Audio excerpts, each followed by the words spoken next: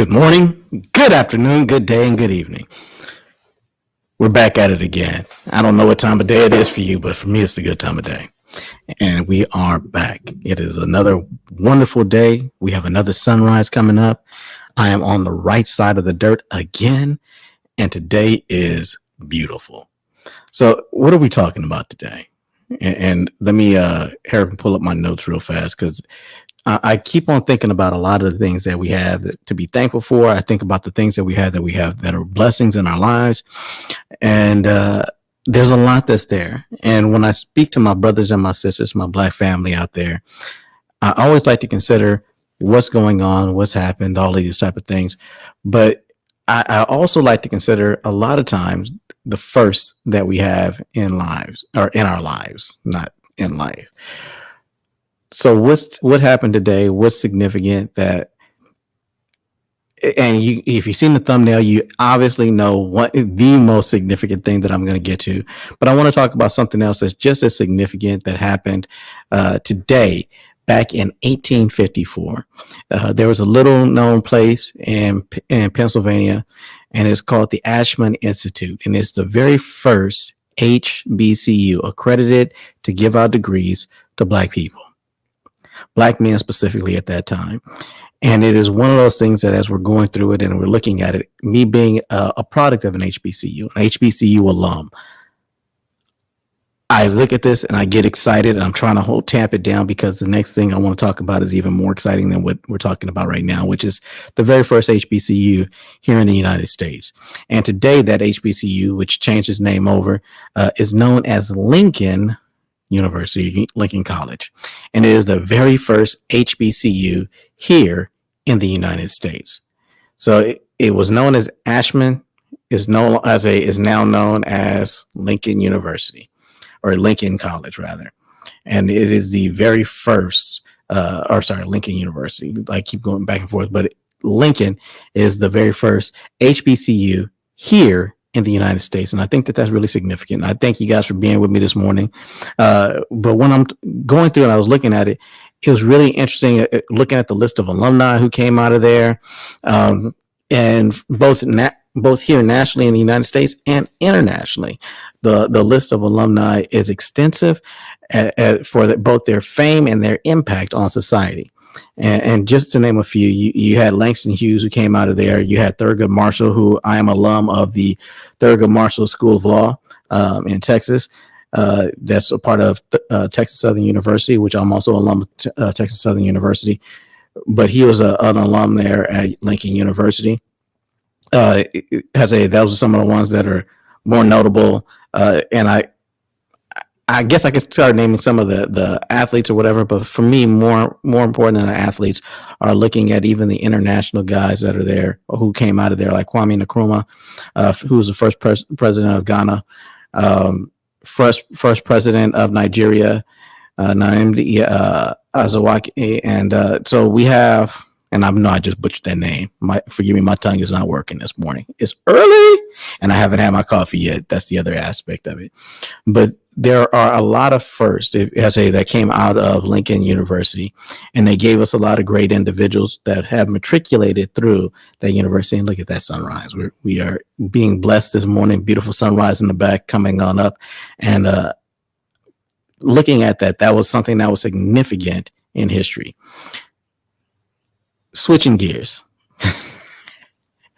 and I'm definitely switching gears at this point because the other significant thing that happened in history today, the other aspect, the other thing that was really significant that happened in history today, 1992. I just graduated college. I just graduated high school rather. 1992. Out there in California, where I was living at the time. I grew up out in California, obviously.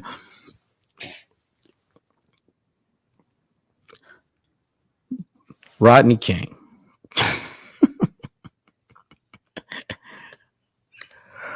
Yeah, I say the Rodney King riots or the LA riots or however you want to frame that. Today, April 29th, 1992. 30 years ago. Actually, that's more than 30 years ago. I apologize. I say so. You had the Rodney King riots, or the Los Angeles riots that happened in response to the Rodney King case, and it was one of those times when white America was just catching up to Black America. As far as we've been talking about some of the many of the inequities within our legal system, within the policing, the fact that we as Black people were being abused on the streets by the people who were there, supposed to be there to serve and protect. And the only thing that it appeared that they were protecting at that time, the only thing that they were really serving at that time, were themselves.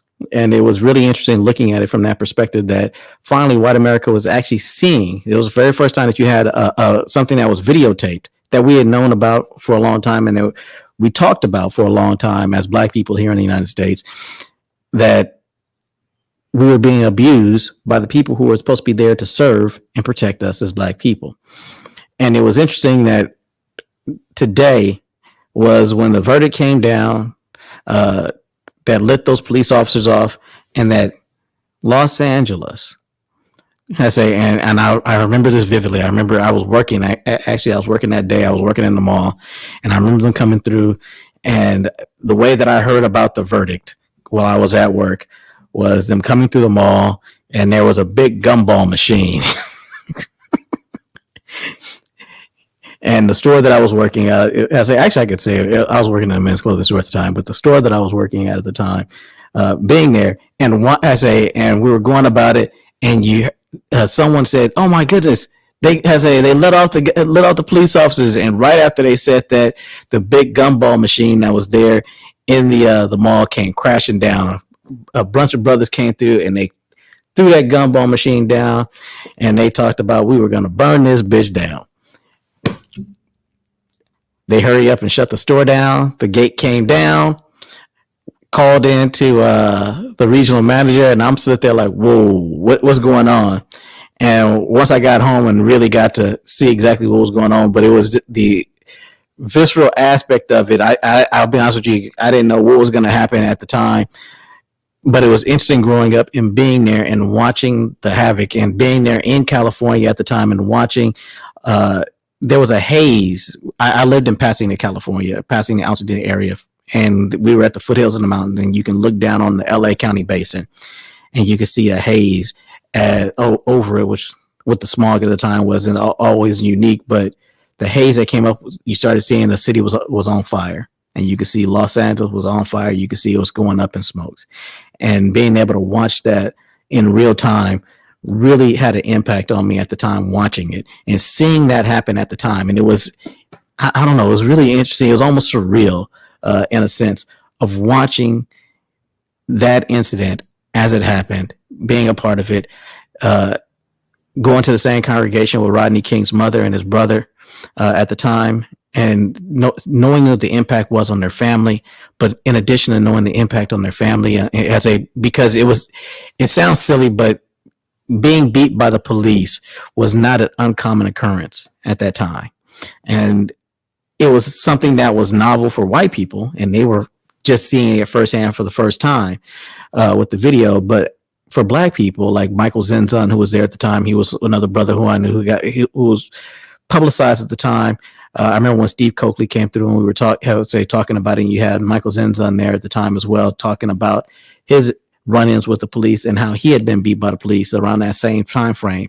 And we had all these brothers and sisters talking about their incidents and times of being assaulted by the police, myself included at the time. And it was one of these situations that as you're watching it and as you're seeing it unfold real time, and you're seeing that impact that it's having on the community, not just the community I say specifically, but in the world at large, and there in Los Angeles, watching this impact that was going on.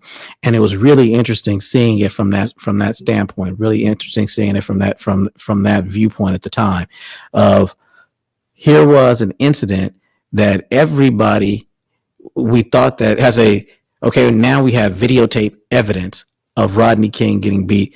There must be justice. They're going to sit there. They're going to see it. They're going to convict these police officers, for this 1983 violation, and they did not do it. And it was really interesting in watching the repercussions of it.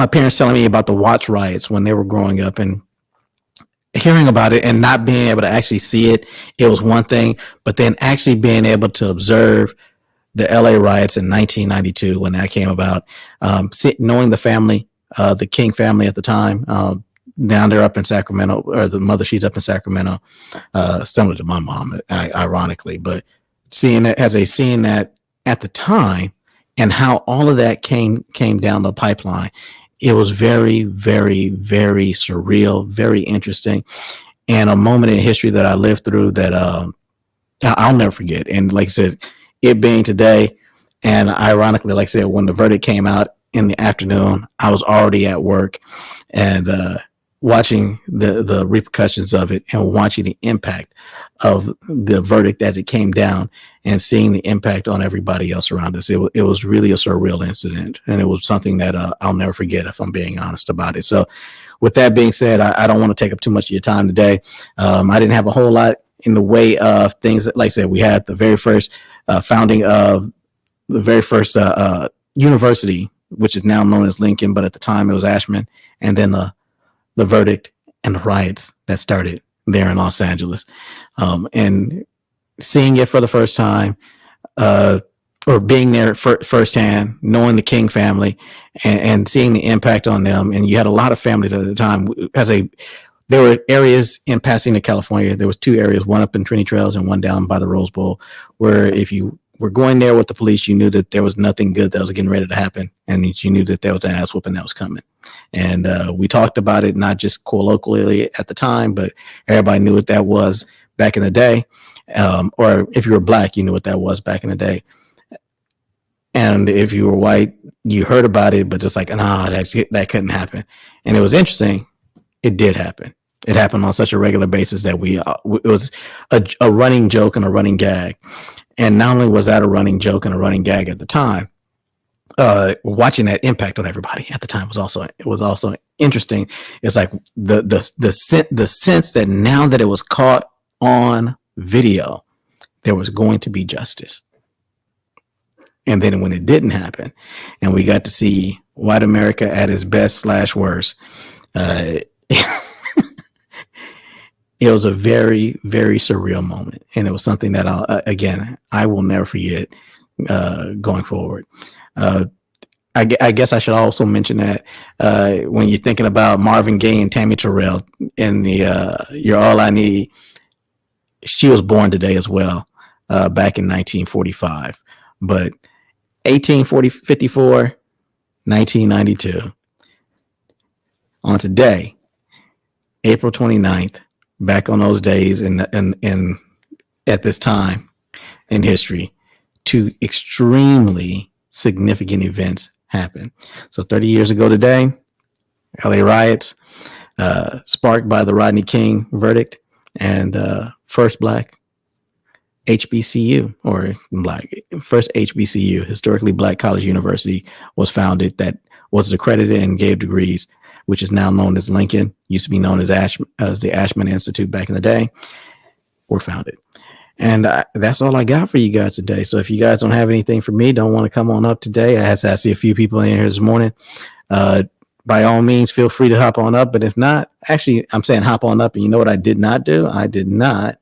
So I guess I just realized I did not drop a link as I normally would for anybody. If they did want to come on up, they could. But if you have anything to add to it, if you also lived through that time frame, if you were there, I would like to know, what are some of your recollections, some of your thought processes, if you lived through that time frame, if you lived through the 1992 LA riots, if you were there in that area, or if you if you weren't there, do you have any recollections about that time frame, about the LA riots at that time? And I honestly would like to hear from somebody else's perspective. I can talk to my friends all day long, and we all remember that time frame. We remember it very vividly, obviously, being there and living through that time frame. But if you have anything that you want to add to that conversation, please do. And if not, I'm gonna let y'all make it today. I don't have a whole lot more that I have for you guys today besides those two things.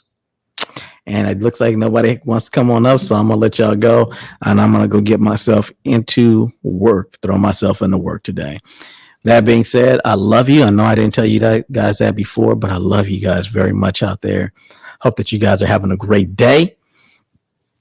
Got this beautiful, wonderful sunrise that you guys were blessed to be with me here on this morning. And it is phenomenal. Sun has I'm on the right side of the dirt, sun's rising. Hoping that as your day is going on, or if you're listening to this a little later on, know that you're loved, know that you're blessed, and may you always, always, always be blessed with peace in your life. And with that, we are out. Bye-bye.